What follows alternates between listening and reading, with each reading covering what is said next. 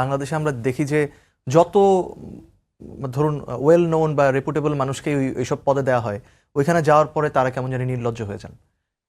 এইরকম স্বরাষ্ট্র উপদেষ্টা উনি উনি সামরিক বাহিনীতে কাজ করেছেন, হয়তো সম্মানের সাথে রিটায়ারমেন্টে গেছেন, এখন সমাজে একটা অবস্থান ছিল দেখেই তো তিনি এই পর্যায়ে পৌঁছেছেন। তারপরে গত 1 বছর ধরে ওনার যে পারফরমেন্স এবং এবং ওনার বিভিন্ন বক্তব্য, ওই বক্তব্যগুলো আসলে ওই সিইসির অনেক বক্তব্যের সাথে ওনার মানে আজকের বক্তব্যের সাথে ওনার অনেক বক্তব্যের সিমিলারিটি পাবেন।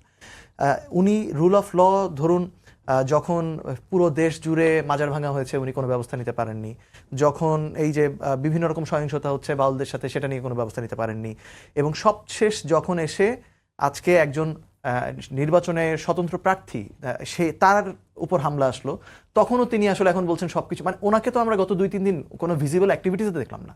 একটা দেখলাম যে অপারেশন ডেভিল হান্ট 2 আর একটা লঞ্চ করা হয়েছে, সেটার ইফেক্টিভিটি কতজনকে আসলে আটক করা হয়েছে সেটাও আমরা দেখলাম না।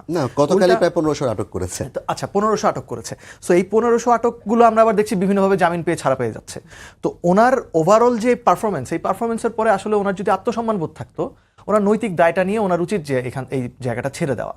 হ্যাঁ, আর যদি ওনার মনে হয় যে না কোনো কারণে উনি অপারগ, এখন হয়তো বিকল্প কাউকে পাওয়া যাচ্ছে না, সেটা ওনার বলা উচিত যে আমি যতটুকু সামর্থ্যের মধ্যে আছে দায়িত্ব পালন করে যাব। উনি এরকম এটা কিছুটা হাস্যকর মানে হাস্যরসের বিষয়ে পরিণত হয়ে যাবেন উনি, মানে দুঃখজনক বিষয়টা তা এরকমই। কিন্তু তারপরে কথাটি হচ্ছে উনি যেভাবে দায়িত্ব পালন করেছেন, রুল অফ ল মেনটেন না করতে পারার দায় ওনার উপর সম্পূর্ণভাবে বর্তায়। আমরা দেখেছি পুলিশ সংস্কারের তেমন কোনো উদ্যোগ নেওয়াই হয়নি। পুলিশকে আবার ধরুন যেসব সদস্যরা ডিমোটিভেটেড ছিলেন তাদেরকে আবার কনফিডেন্স দেওয়ার কোন একটি মানে উদ্যোগ নিয়েছেন তেমনটা আমরা দেখিনি। আবার যে পুলিশ সংস্কার পুলিশ কমিশন যেটা করা হচ্ছে সেটাও নখদন্তহীন একটা কিছু করা হচ্ছে, সেটাও আমরা দেখছি। সো আলটিমেটলি ওনার ফুল যেই পরীক্ষায় উনি উত্তীর্ণ হয়েছেন, পুলিশ সংস্কার কমিশনের প্রস্তাবের বিপরীতে যে ব্যবস্থা নেওয়া হচ্ছে সেটাকে টিআইবি আজকে বলেছে হাস্যকর এবং মানে বাতুলতা ছাড়া আর কিছুই না এটি। সো তার মানে আমরা দেখতে পাচ্ছি সার্বিকভাবেই আপনার এই স্বরাষ্ট্র উপদেষ্টাকে কোনো দিক থেকেই আসলে আমরা আসলে পাশমার্ক দেওয়াটা কঠিন হয়ে যাচ্ছে। মানে অন্য সব অপরাধ বাদ দেন, ঢাকা শহরে আসলে এখন রাতের বেলা যেই অনিরাপত্তা, যেখানে ছিনতাই, চুরি, রাহাজানি, যেমনটা এই যে চাঁদাবাজদের দৌরাত্ম্য, এই কোনো কিছুই তো উনি কোনো স্ট্রং পজিশন ওনাকে আমরা দিতে দেখিনি।